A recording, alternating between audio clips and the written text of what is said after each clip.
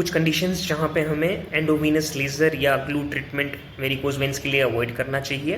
First, DVT यानी कि deep vein thrombosis.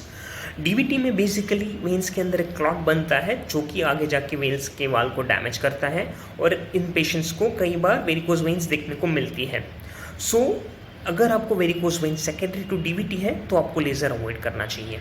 Second, pelvic मास या ट्यूमर।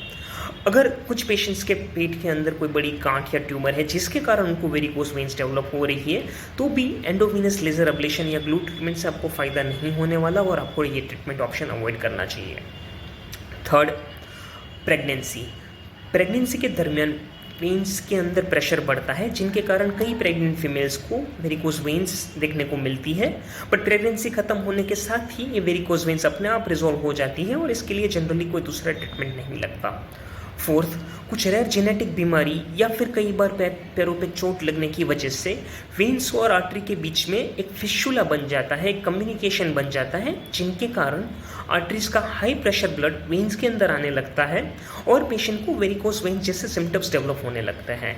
तो इन पेशेंट्स को भी लेजर ट्रीटमेंट से इतना फ़ायदा नहीं होता। सो बेसिकली किसी भी वेरिकोज वेन्स वाले पेशेंट को एक बार इंटरवेंशन रेडियोलॉजिस्ट को कंसल्ट करके उसका सही से निदान करवा के वेरिकोज वेन किस कारण से हो रही है ये पहले चेक करवाने के बाद ही उसके ट्रीटमेंट के लिए आगे बढ़ना चाहिए।